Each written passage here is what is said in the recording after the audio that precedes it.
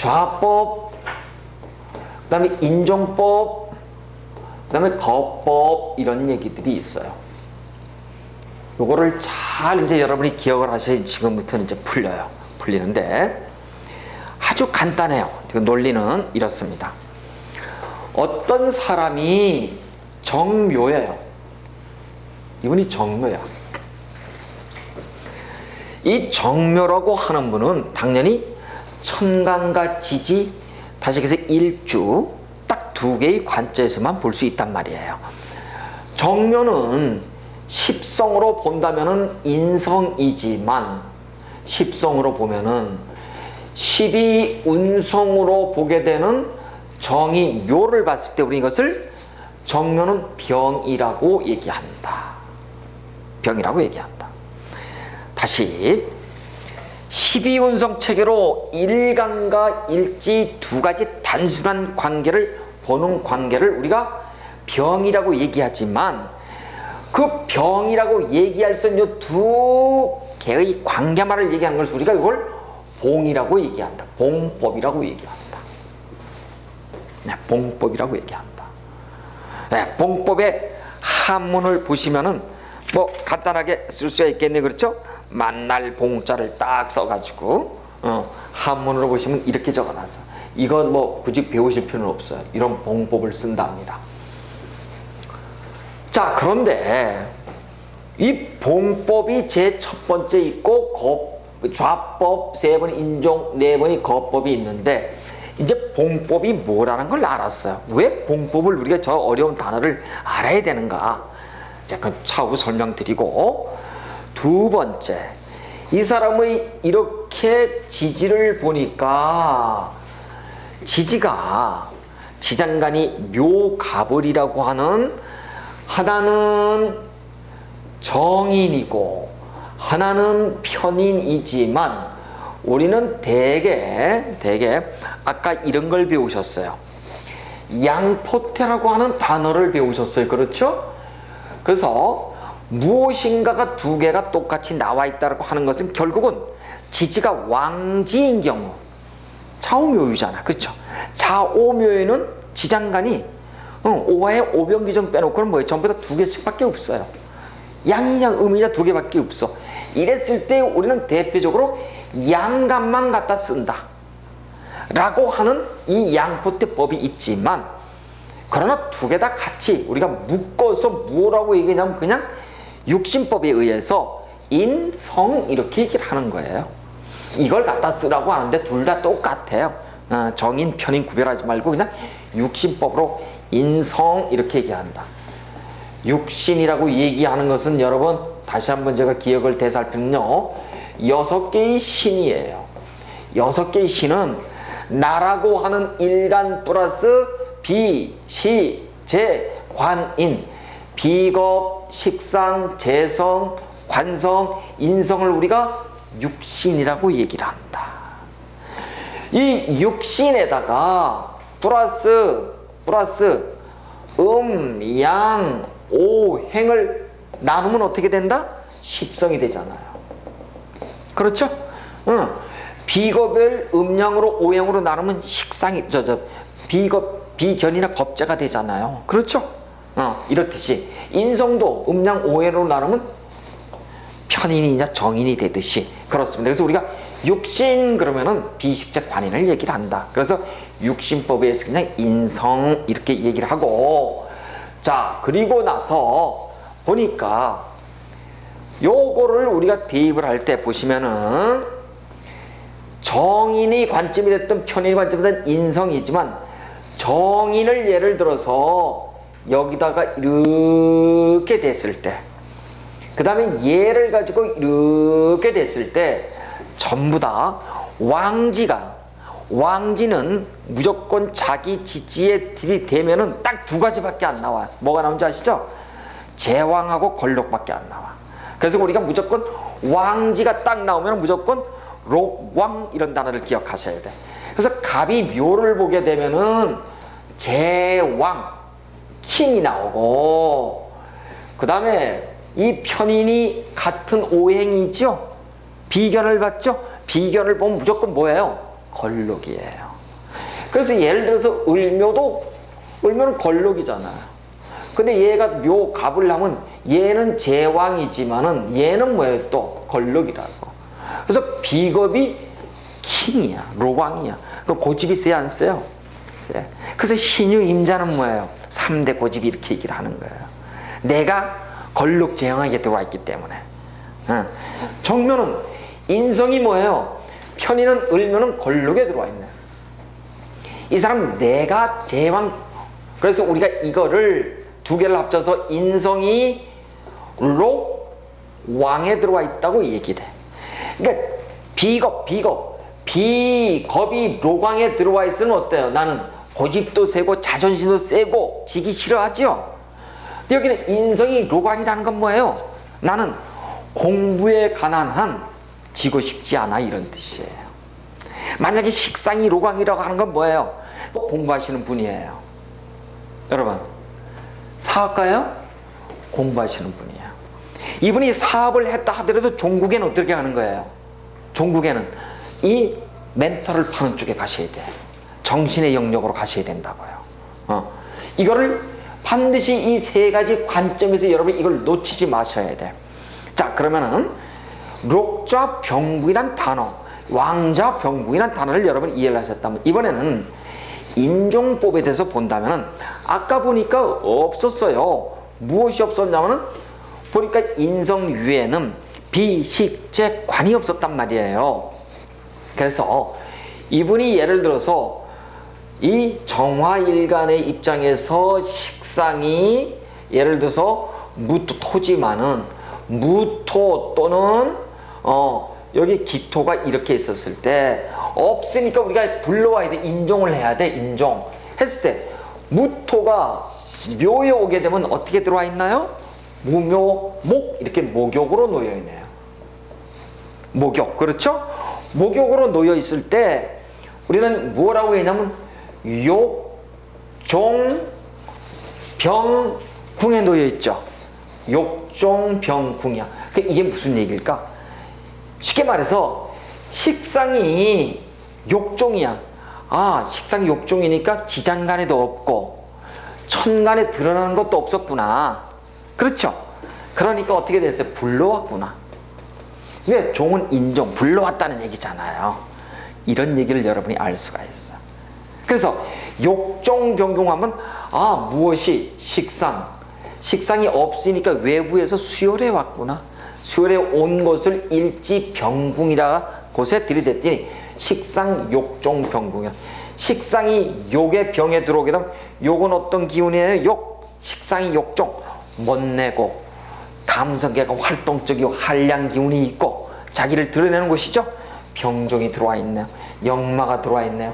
그럼 이분은 어떤 기운이에요? 어떤 기운이에요? 식상, 자기를 드러내면서 역마의 기운이 들어와 있어. 그러면 꽤나 활동적이면서 한량 기운도 있고 오지랖의 기운도 있겠구나. 근데 같은 거래도 무토가 있을 수가 있고 또는 기토가 있을 수도 있죠. 기토가 있다고 한다면 또 틀려지겠지. 그렇죠. 기묘, 기가 묘에 오게 되면 뭘로 들어오나요? 화토동법에 의해서 기묘는 병에 놓여요. 병은 역마예요. 그렇죠? 그래요. 그럼 식상이 병, 역마에 놓여있네? 그러면 공부를 위해서 병이 쉽게 말해서 병, 종, 병궁에 들어와 있어. 식상이 다 역마로 들어와 있네. 그렇죠? 그럼 한 자리에 지긋히 앉아서 있어야 되지는 않겠구나. 돌아다니는 이동수가 많겠구나. 우리가 그렇게 볼 수가 있어. 어쨌든 풀이는 다음에 치더라도 이렇게 욕종병국이다, 병종병궁이다. 병종병궁하면 없으니까 불러왔구나. 욕종병궁하니까 불러왔구나. 돼서 궁, 일지 자체는 무조건 병궁이야. 일지 자체는. 이걸 가지고서 우리는 봉좌인거 또는 궁좌 종지한다. 그래서 거법은 공부할 것도 없어. 왜? 거법은 천간지지. 동주를 얘기하니까. 동주. 봉법도 동주예요. 단지 같은 동주라도 봉법은 일주를 얘기하고 같은 거법은 일지 이외에 삼주를 얘기하는 거예요. 그 차이밖에 없어요. 그래서 봉좌인거 궁좌종지라고 하는 이 단어를 여러분이 익숙해지셔야 돼. 그래야지만 우리가 이제 이거를 풀 때 무슨 왕자 록자병궁, 욕종병궁 해도 종에서 없으면 불러왔고 왕좌하니까 좌하니까 지장간에 왕이 있네. 이게 병궁에 놓여 있구나. 무엇이 인성이. 그렇구나. 그러면 이분은 인성이 왕좌에 놓여 있고 병궁이면 공부에 대한 대단한 열정, 향학심이 강하신 분이로구나. 이렇게 알 수가 있답니다. 이렇듯이 봉법, 좌법, 인종법, 거법에 관한 방법에 대해서는 누구의 이론을 따르고 있다라고 제가 말씀을 드렸죠. 지금까지요. 누구냐면 일본의 아베 타이잔이에요. 아베 타이잔. 아베 타이잔은 아부태산, 우리말로 이렇게 얘기를 해요. 이 한문으로다가 아부태산 이렇게 얘기를 하는데, 이 사람 전집이 26권이나 있어요. 어마어마한 대작이에요. 제가 다 읽어봤다는 거 아니에요. 다 외웠다는 거예요. 그걸요. 그런데 지금 다 까먹었죠. 근데 중요한 것만 다 외웠어. 그분 속의 책에 보면 봉좌인거가 들어와 있어요. 그런데 그 봉좌인거를 이분이 만들었기 때문에 우리는 해석을 멋있게 할 수가 있었다는 거예요. 이 봉좌인거가 없었을 때는 그냥 양포태, 음포태를 가지고, 그러니까 음포태, 양간, 음간을 가지고 적용은 하는데 해석 방법을 모르는 거야. 그러니까 예를 들어서 을이 해수가 들어오면은 예를 들어 가지고 인성이 사로 들어오니까 어머니가 죽었네 이렇게 얘기를 한다. 그 얘기가 아니거든 그게. 그래서 옛날 사람들은 귀신이 보이네 이렇게 신화를 까는 얘기를 했단 말이에요. 근데 드디어 누가? 아베 타이젠이 봉좌인거를 가지고서 멋있게 얘기를 하는데, 이분이 실수를 한 게 있어요. 봉좌인거를 벌려놓긴 벌려놨는데 해설을 멋있게 안 한 거예요. 조금 샤머니즘적 주술적 요법을 갖다 쓴 거예요. 그래서 이분의 해설을 갖다가 그대로 쓰기에는 한계가 있어요. 그래서 우리나라의 이석영 선생이나 독일 박자환 선생의 그 12운성 그 관전법을 보시면은 조금 애매모호한 부분이 많아요. 그래서 그분들이 12신살로다가 보는 방법들이 많은데, 그러면서 이 대한민국에서 저 역시도 12운성의 현대적 해설을 하는데 상당히 일조했다고 저는 자부해요. 제 책을 보시면 알겠지만. 그래서 뭐 신화를 까는 얘기는 하나도 없어요. 그래서 12운성법을 여러분이 제대로 이제 접목시켜서 해설하는 방법을 안다고 한다면은 여러분은 더 이상 진짜 이거를 굉장히, 자 그러면은 제가 잠깐만 말씀드리는데 이런 얘기를 한번 보시자고요. 12운성은 무조건 적용법이 간지야. 다시 얘기해서 하늘, 땅, 천간과 지지에 대한 얘기예요. 왜? 12운성의 주체는 누구예요? 나라고. 나가 매번 들어오는 12개의 지지의 세왕 기운에 비춰보는 거예요. 그래서 내가 지지를 보는 의미에서 대단히 현실적이에요. 여기에 대해서 다시 제가 신사를 말씀드릴 거예요. 12신살은 죽었다 깨도 지지, 온리 지지야. 온리 지지예요. 근데 예전에는 당사주 체계에서는 무엇을 기준으로 지지도? 연지, 띠를 가지고 봤단 말이에요. 근데 지금은 뭐예요? 일지야. 일지 기준이라고. 그러니까 12운성과 12신살은 너무 차이가 나는 거죠. 그래서 우리가 이 신살은 기준이 나의 기준이 아니야. 나의 기준이 아니라 삼합의 기운이에요. 기운의 기운이라고. 그래서 이제 여러분이 공부를 하시지만 12운성을 용의 관점에서 본다면 12신살은 체의 관점이에요. 최의 관점이에요. 그러니까 이런 얘기예요. 어떤 사람에게 16년 병신이 들어와. 그러면은 여러분, 체는 암시요 식이라고 얘기를 하고, 용은 뭐예요? 실행이야. 실행 그 자체. 그러니까 여러분, 12신사는 포괄적으로 식이라는 얘기와 그 시기 속에서 실행할까 말까는 뭘로 정해야 돼요? 12운성으로 정하는 거예요. 그러면 실제 우리가 감명할 때 뭘로 많이 쓰는 줄 아시죠? 12운성을 많이 쓰는 거예요. 이런 거예요. 이 사람을 12운성으로 보게 되면 상관이 목욕을 낳네요. 그렇죠? 이 사람은 상관 목욕이니까 전부 다 상관이야. 상관. 한마디로 오지랖이고 호기심을 놓은 거예요. 착하고 동정심 많고 눈물도 많고 이런 사람이에요. 항상 이럴 수가 있어. 항상 그래. 그러니까 감정 기복이 심한 사람이에요. 변덕도 심하고요. 그렇다고요. 그런데 이 사람의 병신년을 보자고요. 병신을 보면, 물론 이 사람을 우리가 이 사람 일지를 가지고선 놓여 있는 거를 이렇게 볼 수도 있어요. 12신살로다가 지사를 낳잖아요. 12신살로 보면은. 근데 어쨌든 우리는 12운성으로 보고, 행운에서 들어오는 이 시기야, 시기. 이 시기가 신이 12신살에서는 삼합으로 본다고 얘기를 했어요. 그렇죠?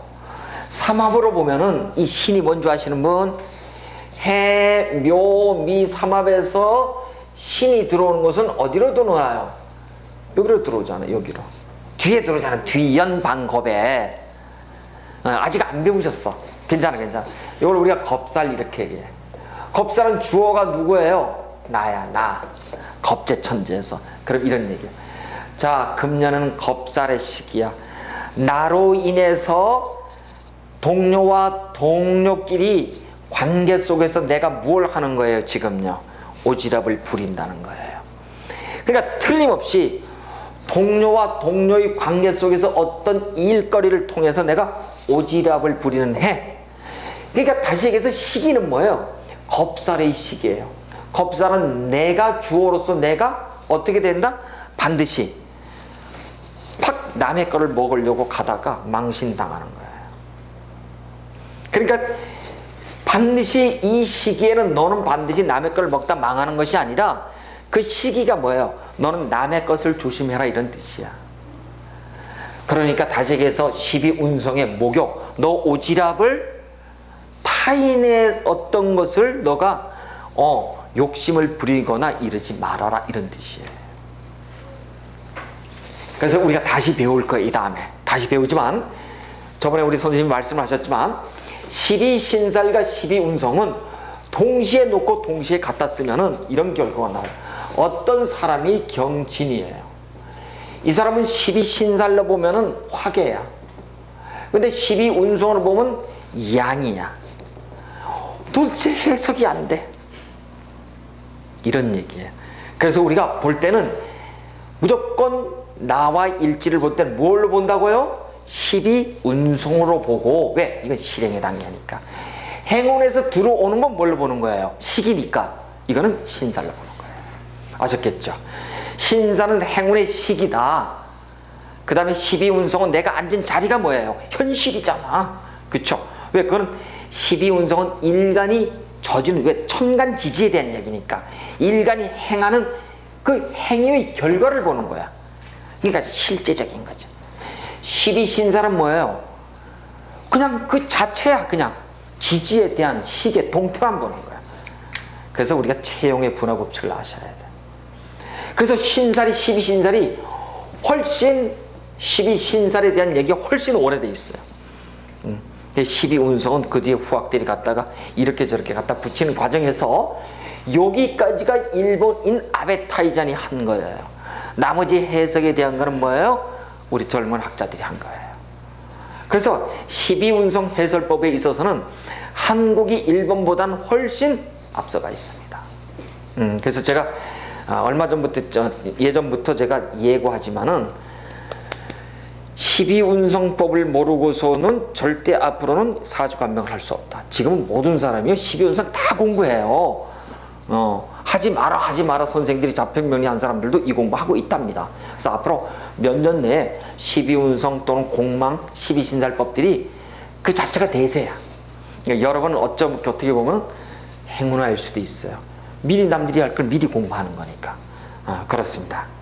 그래서 하여튼 12운성의 어쨌든 우리가 봉자인 거, 그 다음 음포, 양포, 그 다음에 이렇게 우리가 12운성과 신살이 적용법에서 얘기를 했습니다만